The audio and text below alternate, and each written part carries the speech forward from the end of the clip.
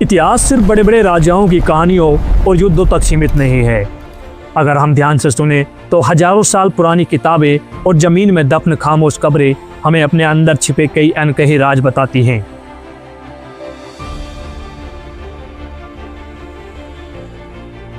नमस्कार दोस्तों, आज हम चलेंगे 3500 साल पीछे के उस दौर में जहां से भारतीय उपमहाद्वीप के इतिहास की एक नई नींव रखी जा रही थी। आज हम जानेंगे कि पन्नों पर लिखी इबारतें और पत्थरों के नीचे दबे कंकाल मिलकर कैसे एक मुकम्मल इतिहास बनाते हैं। दरअसल कहानी शुरू होती है दुनिया के सबसे प्राचीन साहित्य ग्रंथों से, यानी हमारे वेद। वेदों को 4 भागों में बांटा गया: ऋग्वेद, सामवेद, यजुर्वेद और अथर्ववेद। इनमें से ऋग्वेद सबसे पुराना है दोस्तों, जिसकी रचना आज से लगभग 3500 साल पहले हुई थी। हैरानी की बात यह है कि इन वेदों को सदियों तक लिखा या पढ़ा नहीं गया, बल्कि इनका उच्चारण किया जाता था और शिष्य इन्हें सुनकर कंठस्थ करते थे। इन्हें तो बस 200 साल पहले ही पहली बार छापा गया है। ऋग्वेद में 1000 से ज्यादा प्रार्थनाएं हैं, जिन्हें सूक्त कहा जाता है, जिसका अर्थ होता है अच्छी तरह से बोला गया। ये प्रार्थनाएं मुख्य रूप से 3 देवताओं को समर्पित थी दोस्तों: अग्नि यानी आग के देवता, इंद्र युद्ध के देवता, और सोम एक खास पौधा था जिससे पेय बनाया जाता था। दोस्तों, ये वह समय था जब इंसान प्रकृति की शक्तियों को समझने और पूजने लगा था। अब ऋग्वेद सिर्फ भगवान की स्तुति नहीं है, यह उस समय के समाज का आईना है। 150 साल पहले कश्मीर में भुज के पेड़ की छाल पर लिखी ऋग्वेद की एक पांडुलिपि मिली थी, जो आज पुणे महाराष्ट्र के पुस्तकालय में सुरक्षित है। इसमें विश्वामित्र ऋषि और 2 नदियों व्यास और सतलुज के बीच में एक खूबसूरत संवाद दर्ज है। ये ग्रंथ हमें बताता है कि उस समय के राजा आज के राजाओं जैसे बिल्कुल नहीं थे। न उनकी राजधानियां थी, न उनके पास कोई महल या सेना थी, और न ही वे जनता से टैक्स वसूलते थे। समाज काम के आधार पर बटा था, जिसे यज्ञ करने वाले पुरोहित और आम लोग, जिन्हें जन या विष कहा जाता था। ऋग्वेद में हमें दोस्तों पुरुजन और भरतजन जैसे नाम देखने को मिलते हैं।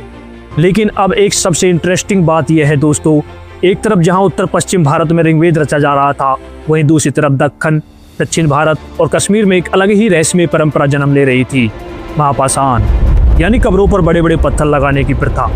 लगभग 3000 साल पहले शुरू हुई इस प्रथा में मुर्दों को जमीन के नीचे या कभी कभी शिष्ट ताबूत जैसी जगह में दफनाया जाता था। इन लोगों का शायद मानना था कि मौत के बाद भी एक जिंदगी होती है, इसलिए वे मुर्दों के साथ उनके पसंदीदा काले और लाल मिट्टी के बर्तन, जिन्हें ब्लैक एंड रेड वेयर के नाम से जाना जाता है, साथ ही लोहे के औजार, हथियार और यहाँ तक कि घोड़ों के कंकाल भी दफनाए जाते थे। अब जरा सोचो दोस्तों, क्या मौत के बाद इंसान बराबर हो जाता है? शायद नहीं। इन कब्रों ने इतिहासकारों को चौंका दिया। ब्रह्मगिरी की एक कब्र से हमें 33 सोने के मनके और शंख मिले हैं, जबकि उसी के पास एक दूसरे कंकाल के पास में सिर्फ मिट्टी के बर्तन थे। यह उस समय की सामाजिक असमानता, यानी अमीर और गरीब के बीच के फर्क की साफ गवाही देता है। वहीं भीमा नदी की सहायक नदी घोड़ के किनारे बसे इनाम गांव में 3600 से 2700 साल पहले के बड़े ही अजीब दफनाने के तरीके मिले हैं। यहाँ आम लोगों को घरों के अंदर ही फर्श के नीचे दफनाया जाता था, जिनका सिर हमेशा उत्तर की ओर होता था। एक जगह तो 5 कमरों वाले बड़े घर के आंगन में एक आदमी को मिट्टी के संदूक में दफनाया गया था। शायद वह उस गांव का सरदार रहा होगा। इतिहास सिर्फ पत्थर और पन्नों में नहीं, हमारी हड्डियों में भी दर्ज है दोस्तों। क्या आप जानते हैं, आज से लगभग 2000 साल पहले भारत के एक प्रसिद्ध वैद्य चरक ने चिकित्सा शास्त्र पर चरक संहिता नामक एक पुस्तक लिखी थी। आज आधुनिक विज्ञान मानता है कि मानव शरीर में 206 हड्डियां होती हैं, लेकिन चरक ने दांतों, जोड़ों और कार्टिलेज को गिनकर आज से 2000 साल पहले ही बता दिया था कि शरीर में कुल 360 हड्डियां होती हैं। तो हमने देखा दोस्तों कि जहां एक तरफ ऋग्वेद की किताबें हमें उस दौर की सोच, देवताओं और समाज के बंटवारे के बारे में बताती हैं, और महापाषाण की कब्रें उस वक्त के लोगों की असल जिंदगी, उनके काम, औजारों और उनकी मौत के बाद के सफर के बारे में। ये पन्ने और ये पत्थर जब आपस में मिलते हैं, तब जाकर हमारे इतिहास की एक मुकम्मल तस्वीर बनती है। हमारी आज की यात्रा यहीं समाप्त होती है। इतिहास के ऐसे ही और रहस्यों को जानने के लिए हमारे साथ जुड़े। जय हिंद।